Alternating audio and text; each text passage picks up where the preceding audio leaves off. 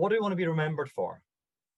A good father, a good parent, faith, love, friendship, justice.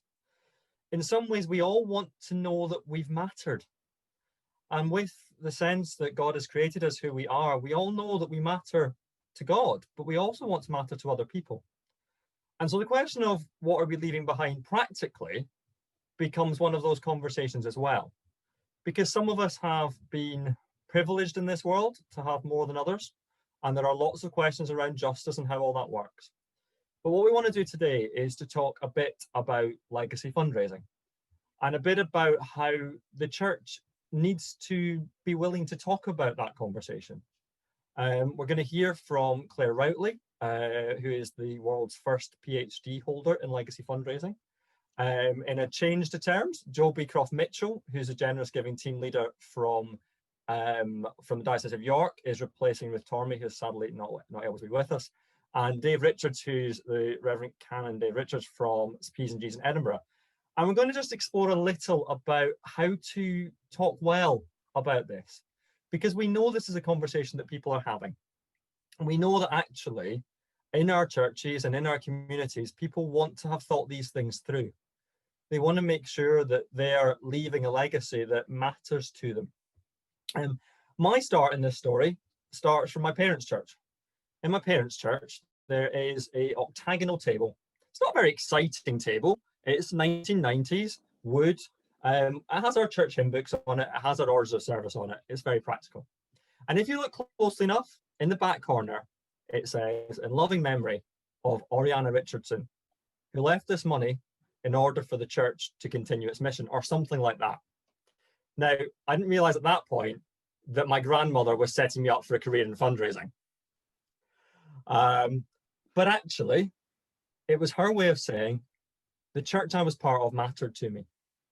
The congregation and the community that I lived through, that I saw my children, that I saw my grandchildren baptized, and she'd moved by that, but she moved into it, mattered to me, and I wanted to give some money to make something happen. And often that's the bit where legacies happen to people. Suddenly, you get a message from an executor, or you get a phone call from somebody's son or or daughter.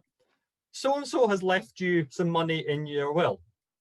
And you go, oh, as a vicar or as a PCC member, you go, oh, how much? And sometimes that's 6 figures. And sometimes that's 4 figures, or sometimes that's 7. And suddenly you're able to do something you never expected that you were able to do. So my parents' church now have an entire coffee area that was only because a member of a congregation who sat there for 50, 60 years left some money in the will that nobody expected. And in some ways, that is what we know of legacies. But actually, there are things that we can do to talk about how people might want to do that, ways to help them understand what they can do with that, and also ways to make sure that it all fits within the conversation around generosity and mission and giving and faith that we as leaders in Christian communities want our congregations to have. That, I think, is enough for me for now. As I say, I'm going to pass on to each of our speakers. We're all going to speak for 5-6 minutes, maybe a bit more than that. And then at the end, we're going to open up to questions and answers to help people. So first of all, I'm delighted to welcome Dr. Claire Routley, who has just a long experience of legacy giving. She is probably the person that all of us in fundraising, when it comes to legacies in the UK, just turn and go, wow, because she knows everything about there is to know about legacy fundraising. And I'm going to let her do some of the rest of the talking. Welcome, Claire. Thank you, Stuart. That's quite the introduction. I'll try my best to live up to Stuart's kind introduction. So Stuart had asked me to talk to you a little bit about some of my research, I suppose, and some of the wider research that's out there about why people leave gifts to various charities and churches, and then really to reflect a bit around, well, what does that mean for churches specifically?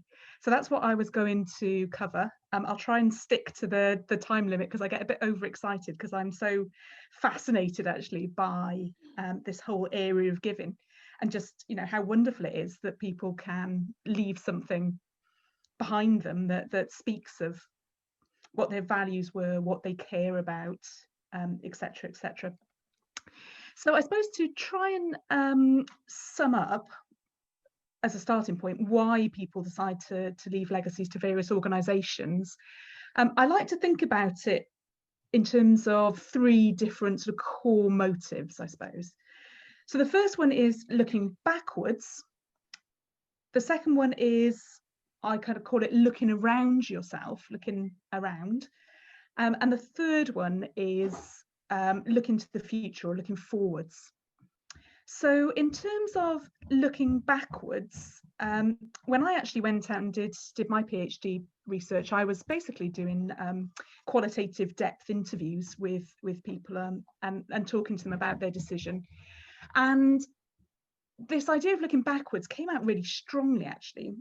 People were talking about their lives and their history, and you could really see connections between their stories and, you know, particular charities generally. So, for example, one man said to me, well, I met my wife in the Youth Hostel Association, so they're going to get some money. And then we walked a lot together with the Ramblers, so the Ramblers are getting some money. Sadly, his dad died when he was in his 30s, so Cancer Research UK was going to get some money. And he said, in my later years, I've gone deaf and I've hated that. So action on hearing loss. And time again, people would tell me stories quite similar to those, you know, this idea of sort of looking back over their lives and their life history and thinking about, well, what were the causes or the particular charities, particular organisations that really made a big impact on me, that, you know, shaped who I was as a person. And so that was my research. It was, as I said, you know, going out chatting to people. I've got a friend who's a researcher in the States who is much more sort of scientific than me, really. And he carried out a piece of research where he said to people, do you know what, you can have your will done for free if you'll do it with your head in an fMRI scanner, so I can see which bits of your brain is lighting up. And people, you know, obviously, who wouldn't jump at that opportunity. And so what he did was actually got people to reflect on the sort of organisations they might remember in their wills, with their heads in a scanner. And he found that particular bits of the brain lit up. I don't know why I'm demonstrating it with interpretive dance here, but a part of your brain at the back of your head called two bits of the brain actually, called the precuneus and the lingual gyrus. And essentially, it's the same bit of the brain that is activated if you give someone a whole pile of photographs that's you know, taken over the course of their life, and they're, you know, flicking through the photographs, and if they see a particular photograph that stimulates really vivid memories for them, exactly the same bit of the brain lights up.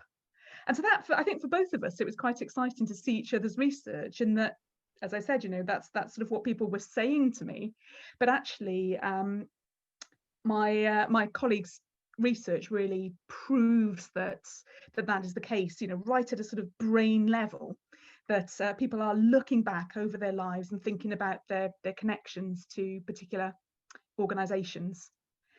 So what does that mean for the church? Well, I suppose it almost goes without saying, doesn't it, that the church is going to play a huge role in shaping who you are. And even for people, I suppose, that aren't necessarily even regular churchgoers, the church is going to have been there, you know, for the births, the marriages and the deaths, for those really sort of significant moments in their lives very commonly. So the church, you know, is in a really, I suppose, thinking of just of the legacy giving theory, in a really sort of natural place to be able to have these conversations. And I have a hunch almost, I think, that perhaps the reason the church doesn't get as many legacies as it might is that perhaps people don't even realise that churches, you know, our charities can receive legacies. And so despite the church being in this sort of natural position, it doesn't always occur to people it's even a possibility. Whereas lots of other charities are out there, you know, talking about this increasingly. Okay, so that's sort of looking backwards bit. There's another piece of research, as I said, or various pieces of research that contribute to the second motive, this idea of looking around you. And basically what the research shows is, particularly when people are thinking about legacies, it's actually really powerful to know what other people are doing. We know in sort of charitable fundraising generally, you know, the power of social information, social norms.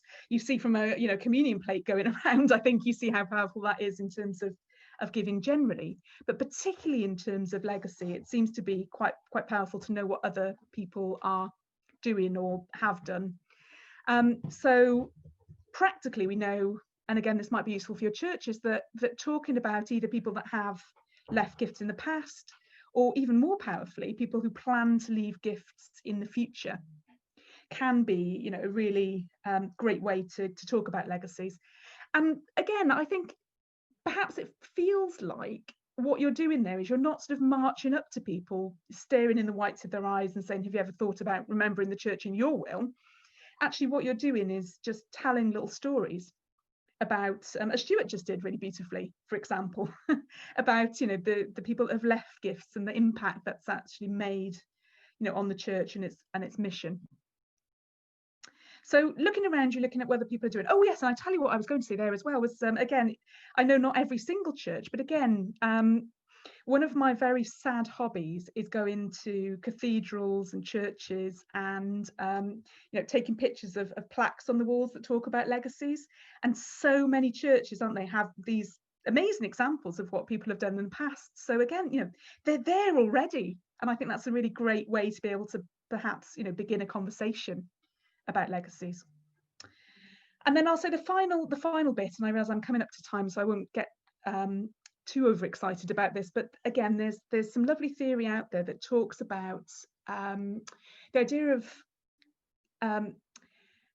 leaving something behind us, I suppose, and we like to feel, I think, as human beings, even where people have a belief in a literal immortality, I think people like to feel that they're going to leave something behind them and carry on impacting on the world, even though they physically may no longer be there. So again, telling people about the impact and the difference that legacies have made and could make in the future, to help them to see that they can carry on having an impact on something that they really love and they really care about and they've put a lot into in their lifetimes, I think is again a message that we can convey when we're talking about legacies. And I suppose just to finish up, I suppose one thing I really wanted to say in all this really is that, and I know this with my own church, that the idea that legacy giving is something that's a bit scary to talk about because it's those twin taboos of death and money. But that actually, again, what research tells us is people do have a very inbuilt, very deep need to leave a legacy in the broadest sense of the word. It's something that's really comforting for people, I suppose, in the face of death and dying, and that actually, giving, I think it can really help us to position in our own minds the idea that we're giving people this amazing opportunity to carry on something that they love, that they value, that they really want to see the next generation benefit from. That's a brilliant opportunity, and I think if we can think about it in that way rather than as something that's slightly icky, slightly scary, slightly taboo subject, I think that's really helpful in terms of thinking about how we can encourage people to think about this going forwards. So again, I don't want to go on too long past time, so I'll stop there. But obviously, when we come to Q&A, if anyone wants me to elaborate on any of that, I'm really happy to. So thank you, everybody. Claire, just those thoughts of looking backwards, looking around you and looking forward actually gives that space sometimes to have those conversations. I don't think there's anything sad in wandering around churches looking at plaques and cathedrals and tombs and things. I mean, granted, I may be in a community that probably agree with that specifically, but I think it's fine. I love watching those little stories and vignettes of people, which is There's two of us. I don't know what you're talking about. But yes, but also the storytelling. I think there's that element of people tell stories, and actually, I think it was somebody recently said to me that sense of, people know what we value by the way what we spend money on. And actually, it's an element that's the same with legacies. When people are looking at legacies, they're looking at, when you read a will, you can kind of tell in some way what people have said they value over life. And actually, in some ways, if they haven't been given the chance to think that through properly, or to include the things that they I think all the things they value, there could be things missing accidentally that they didn't mean to do. Our next speaker, Jo, is the generous giving team leader from the Diocese of York. So she spends most of her life helping churches to understand how to increase generosity, how to talk about generosity, and how to look at how that fits in. While legacy fundraising is almost certainly not the only way to fundraise, because actually it's a long game. I can't remember what the current stats are, but I think it's about 7 years from the moment of somebody writing you into their will that you might then, the average, that you might then see the money. But that's a really interesting long-term game we're playing there. Jo has going to give us lots of ideas of how she's helped churches to add legacies into that conversation. Over to you, Jo. Thanks, Stewart. So, yeah, stepping in at the last minute, I was given a brief not very long ago. So what I've been asked to talk about really is how you as individual parishes define how you're going to approach legacies, and then how you're going to talk about it and communicate it to your church members. As Stewart has alluded to, I've been advising parishes on all forms of fundraising and giving for 10 years now. And I've also worked quite closely with the National Church of England team on the Legacies policy for the National Church and the materials that are available. And I'm hoping at the end of this session, we'll be able to share some of that material with you, because actually over the last few years, we've developed some really, really helpful stuff and resources to help you as churches to talk about these things. So first of all, thinking about a vision for talking about legacies, when we approached it as the National Church, we were very conscious that our relationship with the majority of our donors is somewhat different to the relationship that a ordinary charity, if you like, has with its thanks, Catherine, has with its donors. They're not just donors to us, they are our friends, they're our family, they are our brothers and sisters in Christ that we see every week in church, which is a wonderful opportunity to talk about generosity, but can also kind of bring with it an additional layer of pastoral concern when we're talking about this subject. So we were very concerned when we were talking about how to communicate it, that we recognised that. But what we also wanted to recognise is that the heart of our pastoral concern should be to not be afraid to talk to people about what it means to have a good death, what it means to prepare, what it means to make sure that your family are taken care of and not left in the lurch should the worst happen. And again, as Claire and Stewart have both said, to encourage them to think about what it is that they want to leave behind to their church, which is, often one of the most significant parts of their lives. So we very much approached it from that point of view. So in terms of how we communicate the practicalities of leaving a legacy and how you leave a legacy to church, we've produced materials that can be presented in a very light touch manner. So we're not in the business of, and no charity in my opinion should be in the business of gold lists and chasing people down, but some are. But the church must, be very, very conscious that it makes the information available, that it starts the conversation, but that then it places the decision in the hands very much of the legatee. So one of the main approaches that we've recommended nationally is for every parish church to have what sounds very boring, a legacy policy. So every parish church as a PCC to sit down as the leaders and think about, if we were to receive that windfall, that legacy, that six-figure sum that fell out of the sky, what would we do with it? Because one of the things we found, Claire, from our research as a church is that many of our church members have left charitable gifts in their wills, some of them quite high. But when it's come to leaving a gift to their church, they've tended to leave a smaller amount. And when we asked the question as to why, they said, I'm not sure that my church will use it wisely. And these were church members, which gave us all great pause for thought, frankly. So one of the things we felt was very important was for each parish to have a sit down and they think, what would we do if this money suddenly appeared? What is our wish list of things we would love to be able to do, that we're dreaming of being able to do, but we can't currently do?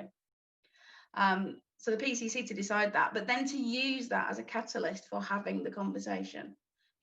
Our church has hopes and dreams and is looking to the future, and talking to people how they might want to contribute to that future. to the church that's been so important to them. So although it sounds very dull, we're trying to encourage every PCC to have that conversation, to put in place and to communicate what the policy of the PCC is in terms of how they approach receiving legacies. In terms of best times to approach the subject, obviously we tend to encourage parishes to be thinking about it during National Wills Week. Remembrance Tide is obviously a really good time to be talking about it. So the church is more active in promoting what material is available to parishes around about that time of year. Most of you, wherever you're based, will have some kind of advisor like me who will have access to all these materials. So my main recommendation would be to talk to them. And then I guess finally what I wanted to talk about really was going back to story. You will hear the word story a lot today, because once you've got the practicalities in place about what you do with the money and how to leave your will and why it's a good idea for you and for the church, then it's inspiring people with the story and telling the story of your little church. Quite often we'll run legacy events where we get groups of churches together. Stewart and I did one before in the pre-COVID days when we were allowed to gather. Stewart and I organised an afternoon tea. It was done at a regional level, but you could do it at a deanery level. We invited people who wanted to have these conversations to come along, to have a nice cup of tea and a piece of cake. We were fortunate to be able to get Bishopthorpe Palace. So we were then able to take people on a guided tour of the palace where we could talk about the legacy of the church, the long history, all of those things, and get people really thinking about their legacy. One of our tour guides was talking about, do you remember, Stewart? He was talking about the oil paintings. I did not know that one of the Archbishops of York used to be a pirate before he became a priest. Fascinating fact. But we got that opportunity to talk to people about what legacy means, what you leave behind. And at the end of it, people just went away inspired, saying, I feel really confident to talk about this with the rest of my church now. And I know many dioceses do those. So it can be a good way of, again, starting that conversation. But I just wanted to leave you with a little story, which is one of my favourites. Very often when we talk about legacies and legacy fundraising, we tell these stories about these grand sums of money, 6-7 figure sums of money that changed an entire church. And they're wonderful stories, they really are. But I think for those of us who are more likely to be expecting £500 or £600, they can feel a little bit demoralising. But one of my favourite stories is a very small village church that I used to work with. On the edge of an old northern mining community, so by no means a wealthy area, but attached to the local village school. And a lady who had been a teacher at that village school for many, many years, and had also taught music in the school and taught the choir in the church and worked with the young people. She died and she left a small gift, 3-figure sum, to her church. Now the church, she'd not been to church for quite some time because she was very elderly when she went. But what the church wanted to do was something that was appropriate to that person. And they were working very closely with the school. So what they did was they spent that money on making up a full set of mini chasubles. So they made a dressing up box full of all the kind of things that you would dress up in church if you were a priest, so that when the children come and visit the church and talk about what is a church and what do we do here, they can actually get the stuff out of the dressing up box and dress up in it and play church. And the lady's family were absolutely thrilled, and we've got some wonderful photographs of these little sort of year 1 toddlers all dressed up in their finery.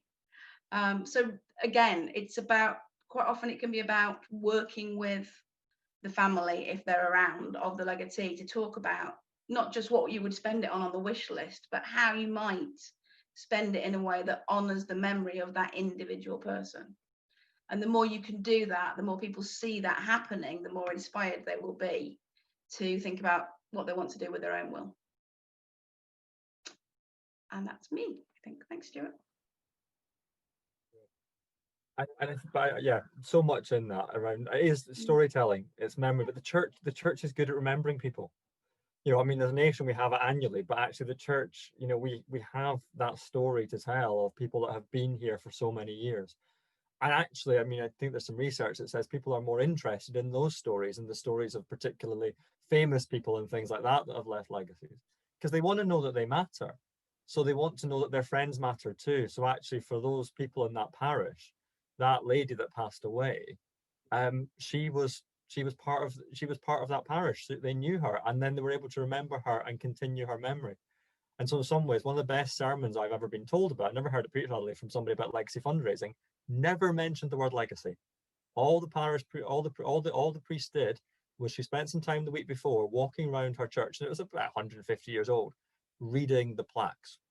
And then in her sermon, she wove into her sermon the stories of the 10-year-old who has a plaque from her parents, the people that had died in the war, the greater and good, as for want of a better word, who have the big, huge plaques. And by default, by the end of that sermon, almost everybody in that church knew that church was built on legacy and memory, was built on giving.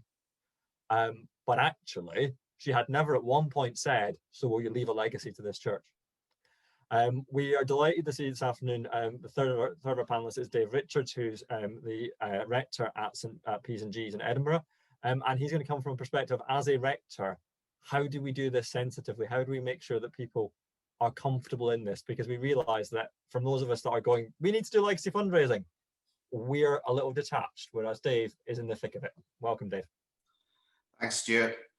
I was really pleased that Claire said that what we're doing this afternoon is bringing together the two taboo subjects, death and money. It seems to me that if your church is like my church, certainly the Scottish Episcopal Church, which if you're in the Church of England is your sister province north of the border, we're very happy to talk about sex, and we've talked about sex far too much. But actually, the two subjects that we're really scared about talking about are firstly death, but even more significantly, money.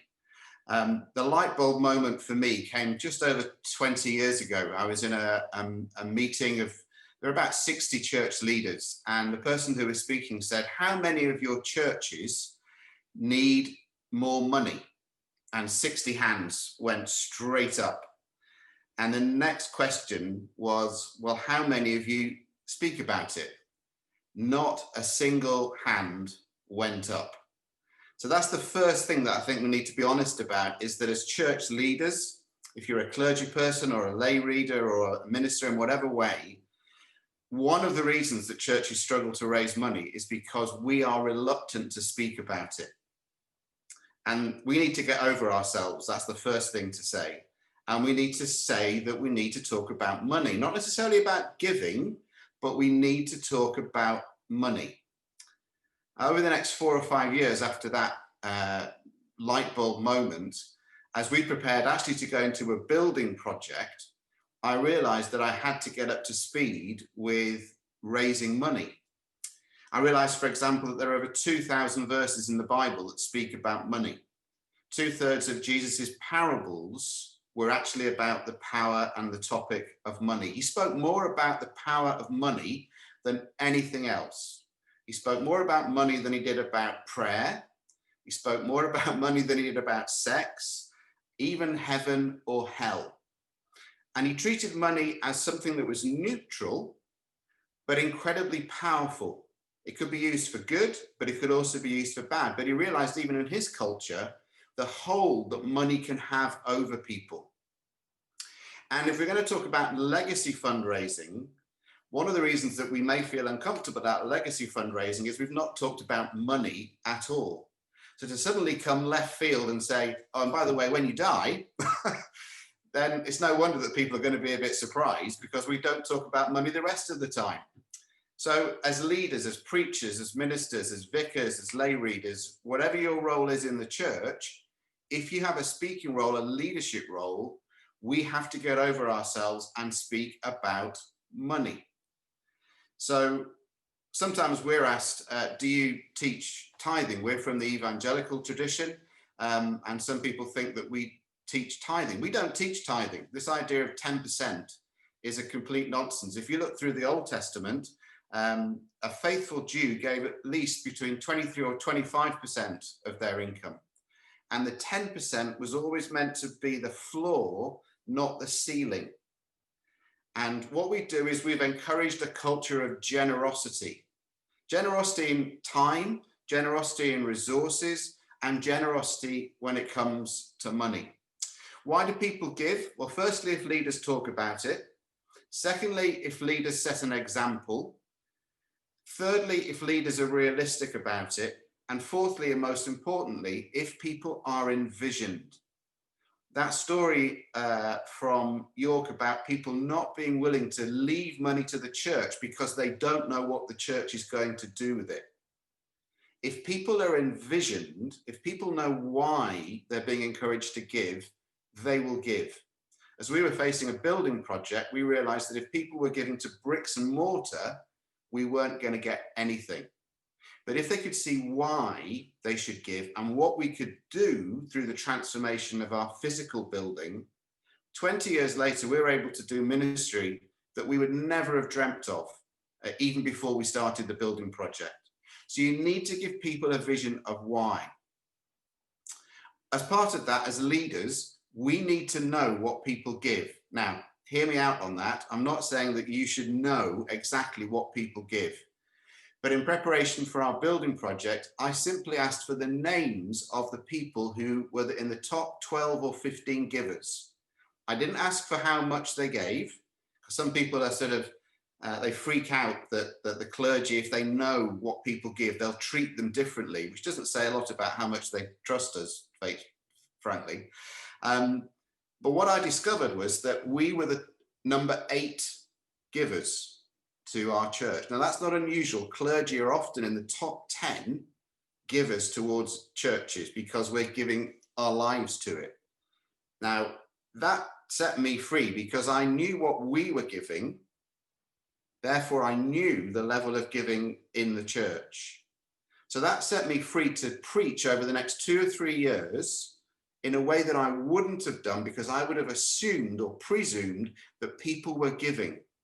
The reality was that they weren't giving. Someone said, and I use this quote again and again, God has all the money that he needs to accomplish God's work here on earth. The bad news is it's in our pockets. So we need to help people to give and learn how to give generously. So as part of that process, we went through a discovery of realizing there was a difference between sacrificial giving and generous giving. So we had people who were very wealthy giving 6-figure numbers to our building project. It was very generous, but it wasn't sacrificial. We had children giving 50p a week, or elderly people who were retired giving £5 a week, and that was sacrificial to them. So discovering the difference between generous and sacrificial giving.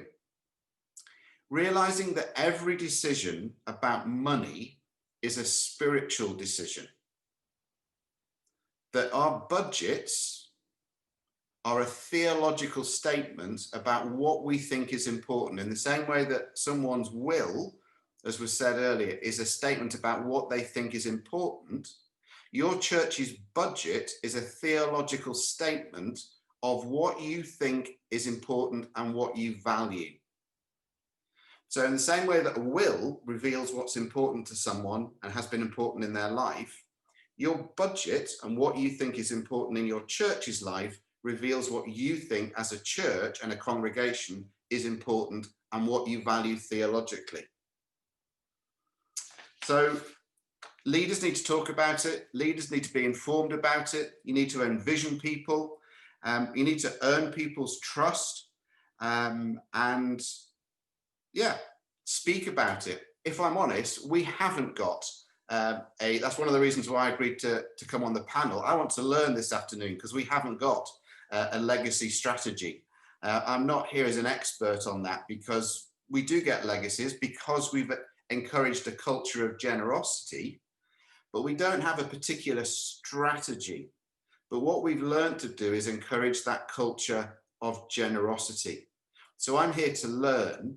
I'm also here originally because I'm on the board of World Vision UK, and World Vision does have a fundraising legacy strategy. And we actually gave money to World Vision recently, my mother-in-law died. She'd sponsored children through World Vision, and we wanted to give some money to a school in Tanzania that my wife and I had been to, and therefore we gave some money out of my mother-in-law's estate to World Vision, and they used it to buy 60 desks in a classroom in Tanzania. We were a bit surprised when we got a photograph of the desks, because the desks in this classroom are all painted orange, which is World Vision's corporate colour. So these poor kids were going to have to go to school at orange desks. And on the front of every single one of these 60 desks was given in the memory of Mrs. Pauline Jenkins by the Reverend Canon David Richards and Professor Catherine Richards from Edinburgh, Scotland. And they'd written it on the front of every single desk. The reason they did that was that the desks will be moved around from classroom to classroom. But as Stewart said at the start, it just tells a story. It tells a story of what was important to my mother-in-law. It tells a story of what's important to me. It tells a story of what's important to Kathy. And the fact that we now know that 60 or 120 probably children in that school in Tanzania are benefiting, that makes a difference to how we give. So it wasn't what we gave, it was why we gave it. So that's the important thing in legacy fundraising, I think. Back to you, Stewart. Again, so much to unpack in there, but as I say, it's about relationships partly, and it's about how the church talks about its budget. I'm sure I'm not the only one who sat in a church meeting or a annual parish council meeting and almost lost the will to live in the nicest possible way, because the budget is presented as if it's something that we don't really talk about, as if it's something that is like, well, here's what we're spending money on, and actually there's no vision in that, there's no energy in that, and actually people want to understand it more, but also they want it to be relational, because actually, again, the bit where you often get involved is, or where people often get involved, is at the end point, is when somebody has died, and it's either an executor or it's an in-memory gift. And one of the things that we'll get into questions in a minute, but I think one of the things that I just need to name check is that there are right and wrong ways to do this. So legacy fundraising is covered by the Code of Fundraising Practice, which is held by the fundraising regulator. And there are lots of things around how to protect yourselves, because actually, one of the things about legacy policy would be, one of the recommendations that Church Legacy, I think, would say is, don't make the person in charge of legacy fundraising at your church the rector, because there's a pastoral situation there. So actually there are ways to make sure that you talk about legacy fundraising, but that you detach some of the pastoral stuff to the practicalities of it. But also remember, there's a person behind everything. So if you get if you are talking to an executor, that it is a person's memory that you're remembering. So actually, I remember when I worked at hospice, we had a lady that had left a gift in her will, who'd been a nurse.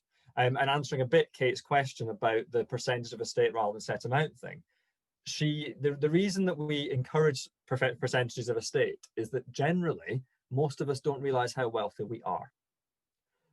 So actually we spend most of our life thinking, because of who we're around and things, that we don't really realize that when you liquidate our estates, for want of a better word, there's probably more there than we realize. And so if we leave percentage of estate, you might end up giving a larger amount to different people. Whereas if I write in my will right now and I'll say I leave £500 to X, it will be £500 as it stands now and won't ever grow with inflation. So if my estate grows, that £500 stays as £500. But if I leave 1% of my estate, and then by the time I actually die, which I'm hoping is a good 50, 60, 70 years away, who knows, I might have a much bigger estate, and I actually end up giving more to different people in different ways. So we do encourage it to be a percentage of estate. But as I say, these things around making sure we get these bits right are really important. Having a legacy policy and then recording legacy stuff. So if somebody comes and says, I'm going to leave you legacy, that doesn't have to be recorded, although it's useful if it is in a conversation somewhere. Because the one thing we're all afraid of, and it doesn't happen nearly as often as people think it does, is that wills will be contested. And I know that's something that some of us will be going, what about this? Because actually that's the bit we read about in the news. And I don't know if Claire's got the stats, you probably don't, about what percentage of wills are actually contested, but I don't think it's nearly as high as people think it is. But actually, if you are having legacy conversations, and I know it's difficult to know how to record these sorts of things, but it is important, particularly if there could be a vulnerability issue, in the same way that with safeguarding, we need to write things down. It's important to record that somewhere. So if somebody's had those conversations, just so that if anything came back of, yes, but my mum wanted to leave it all to the family, or my mum wanted to leave it all to the cats, or whatever it might be, you've got the record that shows how you had that conversation. Because the other thing would be that you'd never be a witness to a will that you are recipients to. So the key thing in fundraising we do is, if somebody comes to me and says, I want to leave the charity a legacy, the first thing I would do is, I would probably not recommend a solicitor. I might recommend 3 solicitors, because then it's their choice, but you have to push it back to that group of people, that person to do it. Because actually, again, nowhere, the bit we want to be really careful about here is that it's never deemed that we have inadvertently or deliberately, even if we don't think it's deliberate, encouraged people to do something they didn't want to do. And actually, we're not experts. The thing with legal restrictions is we're not experts. I'm not a solicitor, I never will be. And also, it's not appropriate to use your friendly solicitor, because actually I could send you a whole pile of articles about churches and other charities that have used their friendly solicitor, which has tied them in absolute knots, because said friendly solicitor is now in jail. And I don't mean that in a bad way, but I think there's that bit around, in the same way that with anybody that things happen, it would never happen to us. But actually, you have to keep yourself very protected on that one. So if somebody wants to write a will in this setting, the situation would be to definitely push them towards finding their own legal advice, not to get involved in that at all, because actually that just ties us all in knots on that one. I think that's all that we're going to say at the moment. So we'll open up to questions and answers. I hopefully have answered the first one for Kate. And then Joe is going to pick up the second one around the benefits of unrestricted and restricted donations and how to balance with that. Yeah, hi Dominic. So the question was around a legacy policy which encourages leaving legacies in the unrestricted general funds of the church, rather than for restricted and particular activities. When we were writing the guidance, we specifically said, where possible, encourage people to leave to unrestricted funding. There's a couple of reasons for that. One of them goes back to some of the things that Dave was saying, I think. There should be a conversation between the family and the church about, so what would Auntie Ethel want to do with this legacy that she's left us as a church? If you can facilitate those questions, and if you can make it clear in your policy that you will try and facilitate those questions, it's a lot nicer than kind of trying to get them to restrict it in a formal manner, in the will itself. There's a pastoral opportunity there, I think, to sort of really engage with the family. The other more practical and prosaic reason we did it is, I cannot tell you the number of times where legacies have been left to, let's say, the church roof. The thing is, the will was written 15 years ago when there was a church roof appeal. Church roof is now fine for 50 years, but the church roof appeal now has another 100,000 in it that the church can't touch, unless they want to gold plate said roof, because they've left it to a restricted activity that is no longer ongoing or relevant. So where possible, we still try and say, leave it to unrestricted, but write into the policy, the reason we want you to do that is that we can work with you to talk about our wish list. Does that make sense?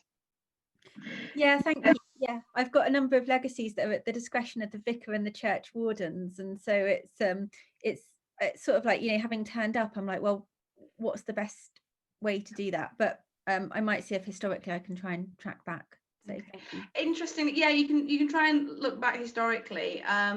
With discretionary funds like that as well, I've worked with parishes where it is within your discretion to kind of form a little committee that could make decisions, rather than you having to carry all of that. Thank you. All right. And at the biggest extreme, there are ways of trying to change legacies that if you end up with £100,000 to gold plate the roof, the Charity Commission does have, I think it's a charity, it might not be the Charity Commission, but there are processes that can be followed for that, to be able to say, well, actually, can we use it for this instead, or something like that? Because I think, you know, people are sensible enough that they don't necessarily want lots of money to be used for different things. Now would probably be a good time, Stuart, to plug the fact that on the link to churchlegacy.org, we have a national legacies officer.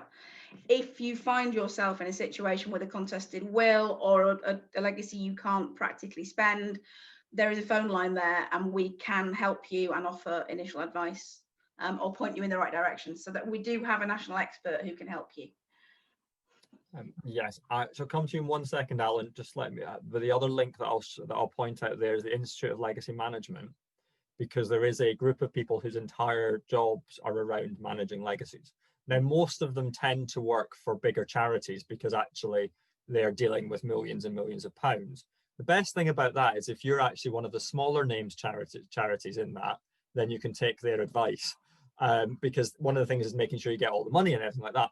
But if you have a query like that, the National Legacy Office of Church of England will be able to help, or indeed the Institute of Legacy Management, because it isn't something we'll deal with every day. We wouldn't expect a church to have a legacy management officer in every individual parish, because actually the likelihood of having to deal with that isn't there. But actually knowing that those people are there is key. I'm going to come to Alan, and then I clocked Linda's question as well, so we'll look at that in a minute, Linda, but we'll come to Alan first, if that's all right. You need to unmute yourself, Alan, I'm afraid.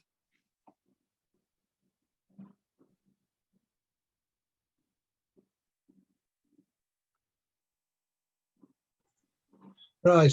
What I'm going to say might just be relevant to the Methodist Church, but up in South Shields, where I used to be minister, there was a church member, been a member of a church for a long time, and she left a large sum of money, some to the local hospital and some to the Methodist Church. And it was decided that this couldn't be the local Methodist Church, because the Methodist Church could refer to the National Methodist Church. And that's where it went to. And that caused a lot of sadness in the local church. And that will, I presume, was drawn up by a solicitor. Solicitor should have known better, but there we are. Thank you. But I think that's really important. And I think that that's part of the difficulty with talking about money, is because all of us have a vested interest. And in the nicest possible way, it's hard depending on one of the things that people might ask, and I get asked quite a lot as a fundraiser, is how do I write you into my will properly? And so often I just respond with, this is the nature of, you know, we are the Archbishop of York Youth Trust, this is our registered charity number, etc., etc. But there are other things at play with this. So actually, you know, when, you know, if the parish church isn't a fully constituted organization, then it could be that they write it to the Methodist Church.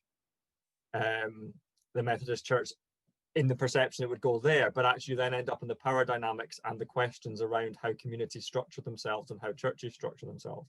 And actually being aware of these things is actually quite a difficult and painful thing, because in the same way that we don't, well, it goes back to power. Once again, as Joe has heard me say before, I'm fascinated by power, where it lies, how it's held, how it's hoarded. And actually part of the problem with fundraising and money and legacies is about power. It's about giving people the power to do what they want with it and things like that.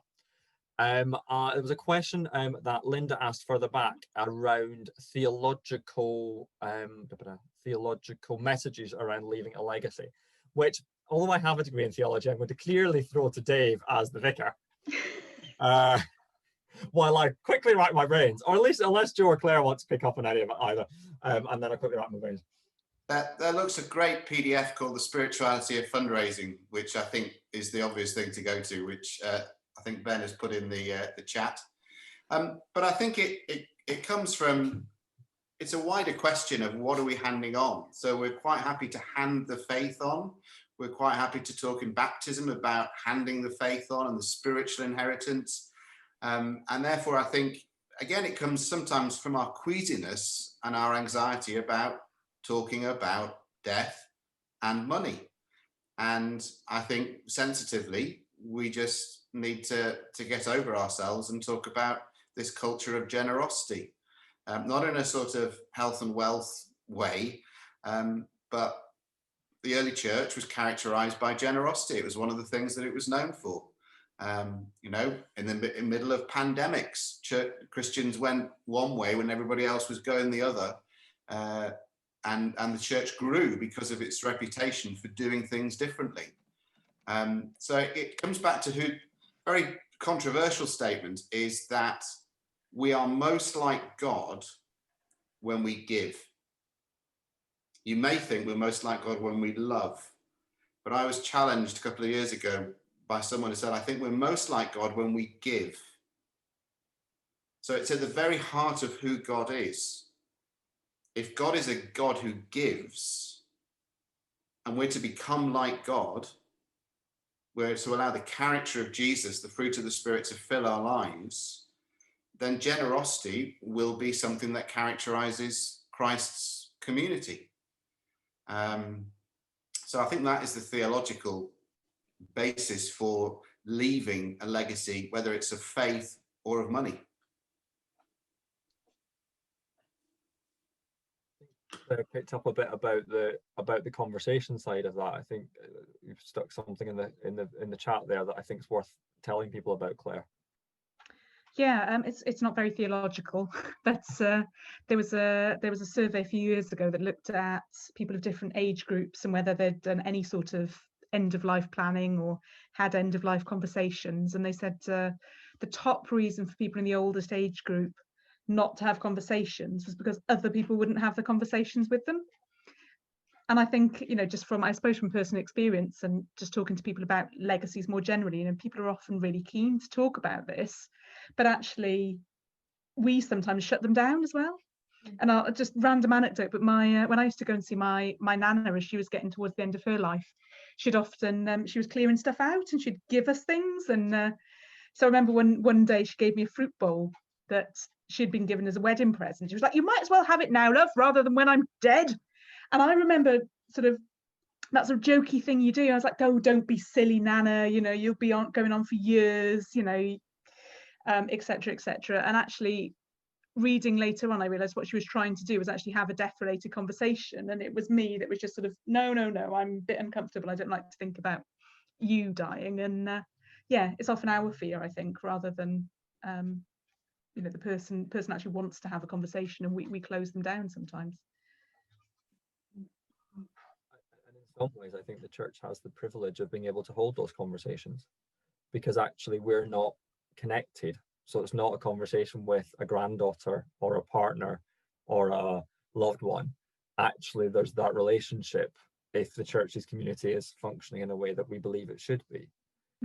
Actually, we can't, you know, one of the things, I mean, ultimately there are lots of old people in churches, that's a fact, but one of the things that actually churches can do is create these roles of death doulas, for want of a better word, but actually have people who have had a bit of that pastoral experience and that willingness to actually say to somebody that they're pastorally supporting, how do we do this, or what do you want to talk about, and lean into it, because they don't have that addedness of, actually, I don't want to talk about the grief that I might feel if you go. Yeah. Because there's a bit more of a distance on that one, which I think is quite important. One of the things I will often introduce into the conversation when we talk about this is, if we as the church with our beliefs cannot talk about what it means to have a good death, who on earth can? It's our message, you know.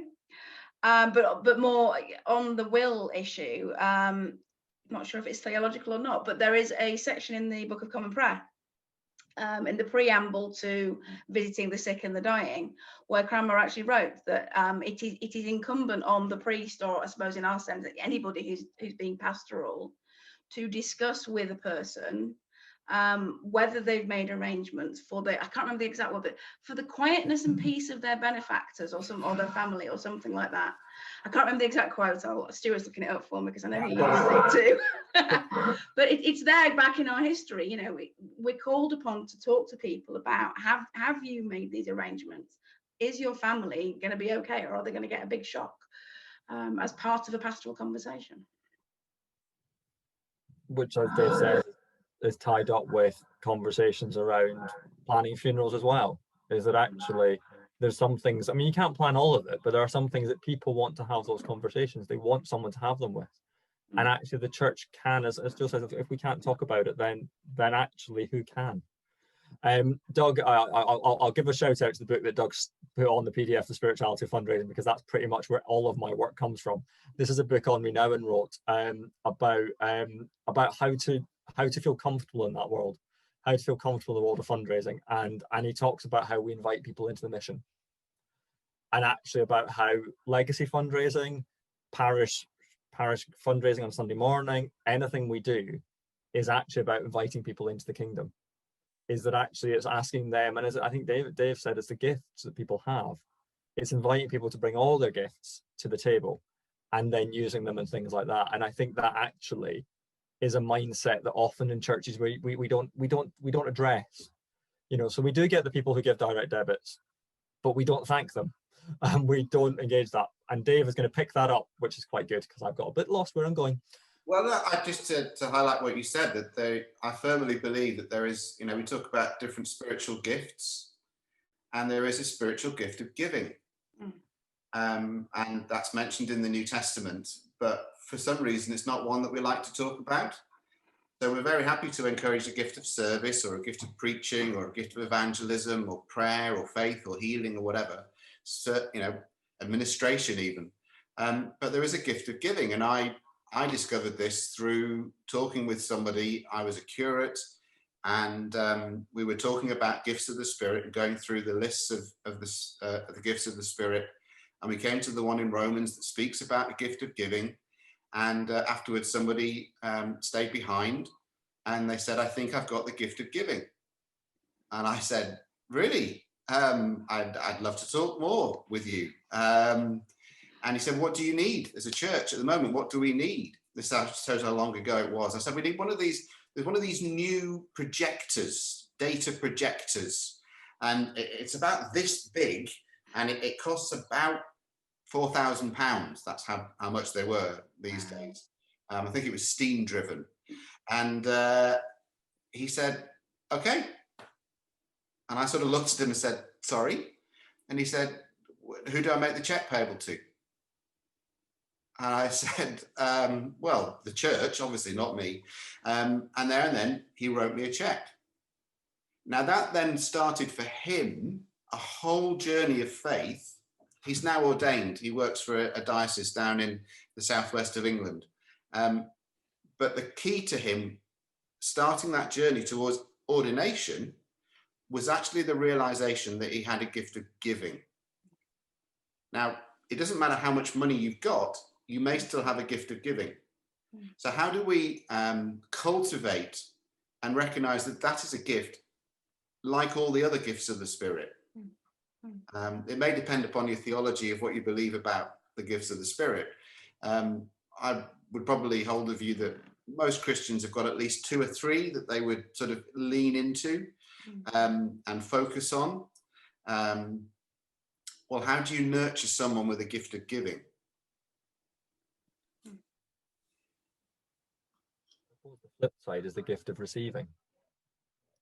Is from a church point of view, is actually we are profoundly uncomfortable with money. So actually, we might be able to know who the wealthy people in our church are, but we are actually uncomfortable with the fact that we sometimes have to receive stuff or need stuff. We like to be we like to be in control. We like to be self-sufficient.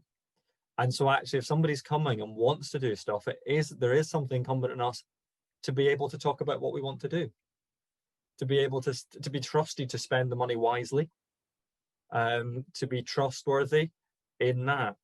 And I think that that's one of those things that gets lost sometimes in that, because actually we want to receive only the gifts that fit in our world. And one of the things Henri Nouwen talks about in his book is that by the very nature of fundraising, it is almost a call to conversion. And it's a call to conversion not just for the wealthy person who is having as many questions about their wealth as all of us sitting around here as well. So actually, most people who have lots of money are as confused about the whole thing as everybody who has less money on that. But they are looking for conversion. And those of us who need the money are looking for conversion too. And so actually, when you talk about legacy fundraising, or indeed any fundraising, you are talking about conversion. You are talking about helping us, each of us. I like to think a better person. I'm sure there are bits of me that still need to get knocked off, but I'd like to think I'm a better person by the fundraising I'm involved in, the relationships I'm building. But I'm immensely privileged to be able to have those conversations. Those people who want to talk about these things. And I think that actually we as a church have to create that space to receive that with that conversation with people, but also to open that up. Because actually the theory is that by the end of it, well, the knowledge is we will both be changed, and maybe the church will be changed, and maybe the generosity will change us all. What Joel's got something to say.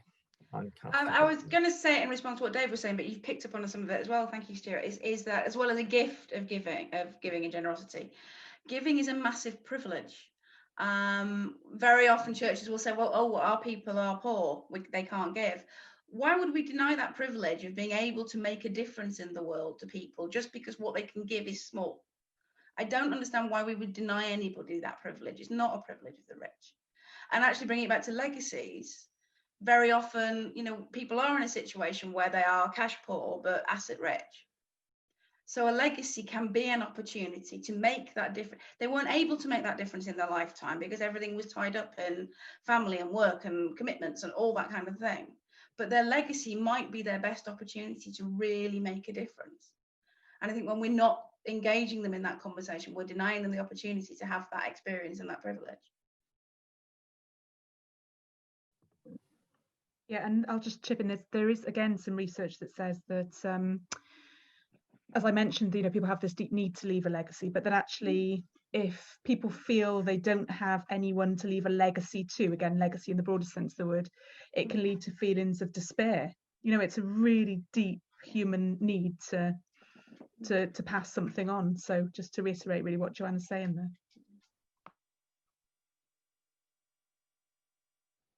Back to that story of the nurse that when I was working at the hospice, so I was privileged to receive a legacy for the hospice. I think it turned out to be about £20,000, and the niece and nephew of this woman came in and was like, I've got the executor of a will, we've got this check to give you, and it was for £20,000 or something, and we don't really know what happened there. Or why she decided to do it, and we managed to kind of work it out. We think that she had been at a talk 25 years earlier when they talked about setting up the hospice, and at the time, as Joe said, she didn't have the money. She was in inner city Salford. She was on a nursing salary, and with that, and she left a percentage in her will, which by the time she passed away, was £20,000, but also it was what she could do at the time, because actually at the 25 years before, we'd been trying to build the hospice, so we'd been asking people for money, we'd been looking for it, and she wasn't in a position to give. But somebody in that conversation must have said, and if you can't do anything right now, make sure you could, there is that option available to us. And 25 years later, I had the privilege of receiving that gift, but also then the pictures of the nurse that I could then take to the hospice nurses to share and remember her.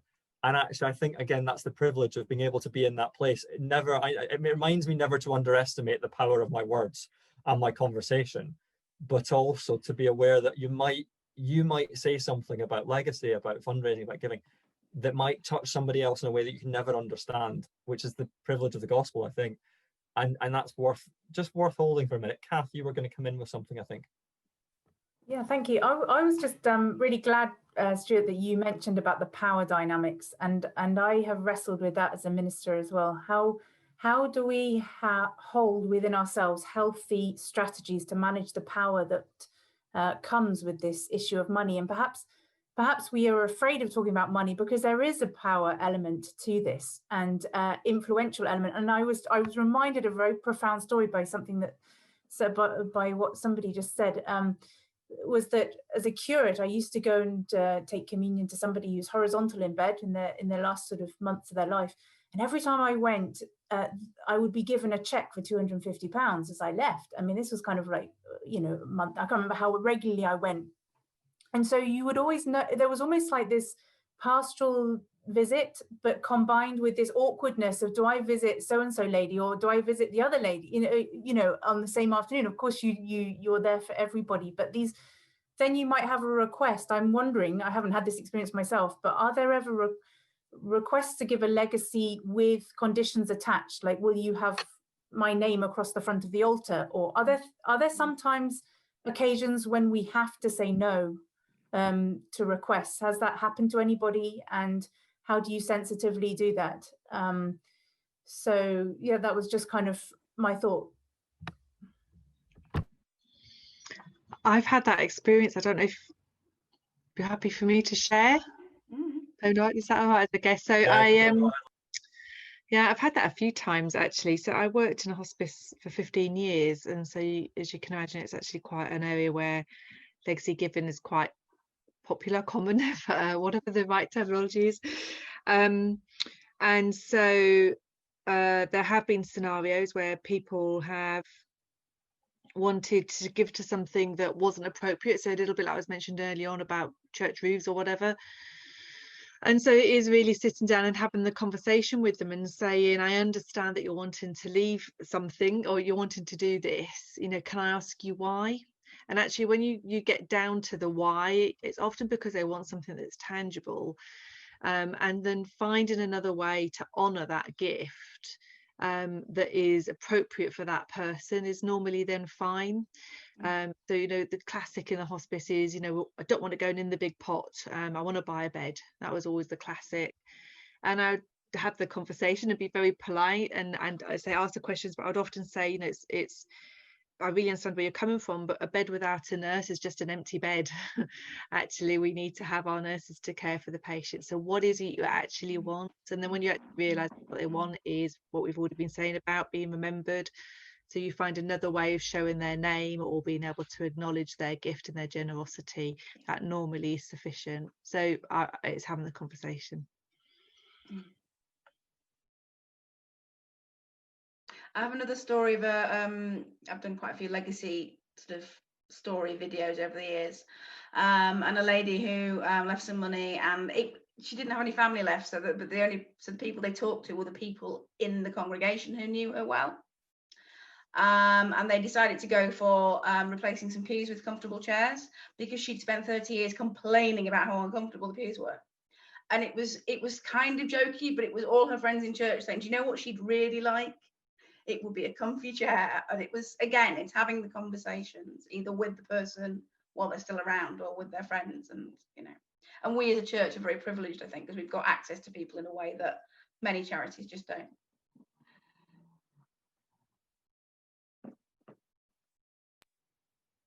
That's something about listening to what people are actually saying.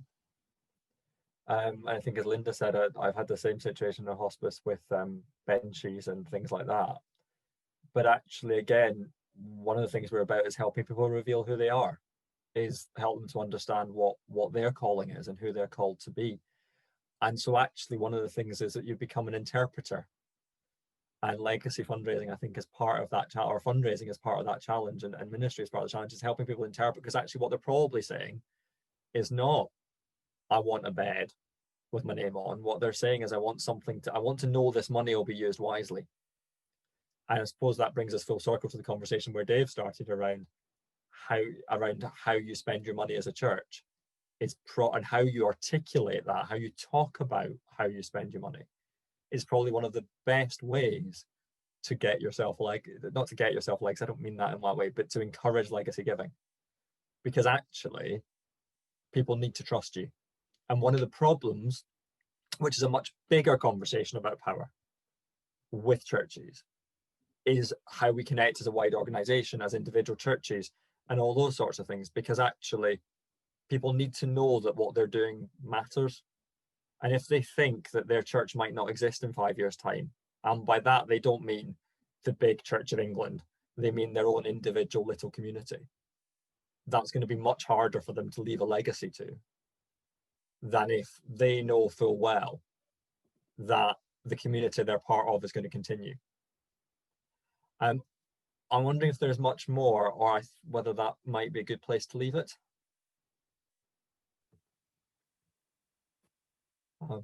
So I'd like to take this opportunity to thank Joe and Claire and Dave, and to all of you for contributions.